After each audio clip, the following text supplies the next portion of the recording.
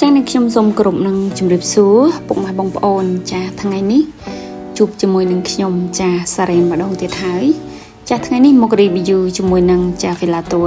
ពិសីសារ៉េតូចណាពុកម៉ែបងប្អូនចា៎សម្រាប់ផ្ទះនេះគឺនៅជាប់ជាមួយនឹងផ្សារចា៎ពុកម៉ែបងប្អូនសម្រាប់ផ្ទះនេះគឺមានទីតាំងនៅខាងជើងបឹងតមោកនៅខាងលិចវត្តប្រាសាទនៅទល់មុខសាលាសកាត់ពញាប៉ុនចាខណ្ឌប្រៃភ្នៅរាជធានីភ្នំពេញចានៅជាប់ជាមួយនឹងផ្សារទំពាំងព្រាយចាក្បែរផ្លូវជាតិលេខ130ចាចុះពីផ្លូវលេខ130ហ្នឹង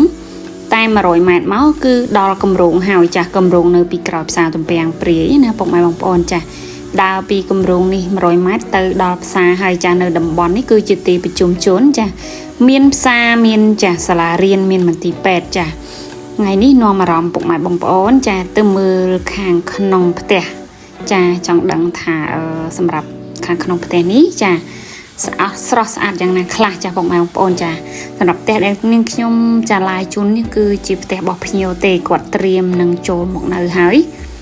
ចាសម្រាប់ផ្ទះនេះគឺចូលទៅចាធំតលេខ្លាំងមែនតែនកន្លែងចតឡានបាន2ចាមុខក្រោយណាពុកម៉ែបងប្អូនចា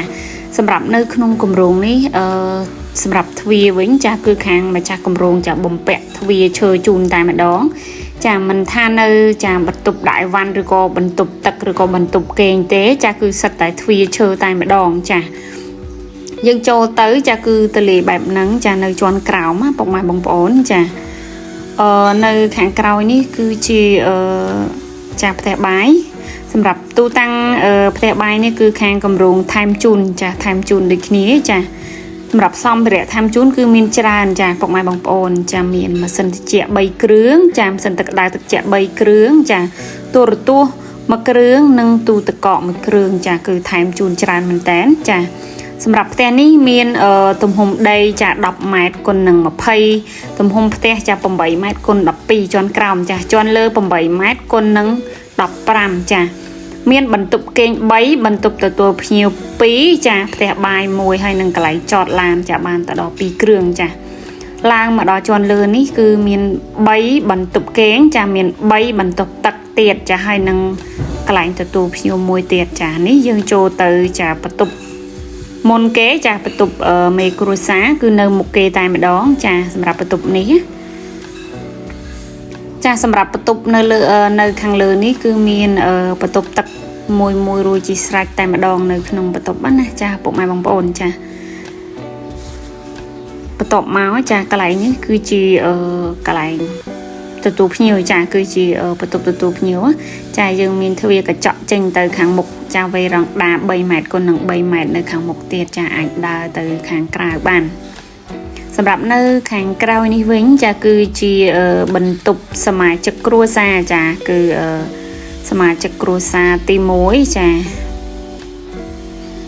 គឺមានបន្ទប់ទឹកនៅក្នុងនឹងរួចជាស្រេចចាបងម៉ែបងប្អូនចាគឺពិតជាស្រស់ស្អាតខ្លាំងមែនតើផ្ទះនេះចា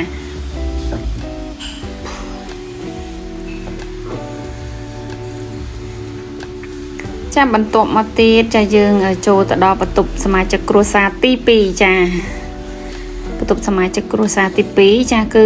ពីរបន្ទប់នេះគឺប្រព័ន្ធគ្នាទេទំហំណាចានិ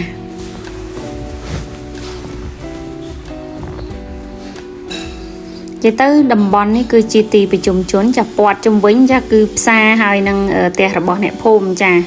នៅទីតាំងនេះអ៊ូអរខ្លាំងមែនតែនចាពុកម៉ែបងប្អូនចាទីតាំងនេះគឺជាទឹកដីទីក្រុងភ្នំពេញទេចាគឺសម្រាប់គម្រោងនេះគឺនៅជាប់ជាមួយនឹងផ្សារទំពាំងព្រាយចានៅទល់មុខសាលាសកាត់ពញាប៉ុនចាខណ្ឌប្រៃភ្នៅរាជធានីភ្នំពេញចាសម្រាប់ផ្ទះនេះគឺសំណង់ចារៀបឥត20តែម្ដងណាចាសម្រាប់នៅក្នុងគម្រោងនេះមានផ្ទះ2 model ចាម៉ែបងប្អូនចានាងខ្ញុំបាញ់កាមេរ៉ាទៅនេះគឺជា model B ចាផ្ទះដែលនាងខ្ញុំឡាយជូននេះគឺជា model A ចាគឺមាន2 model ចា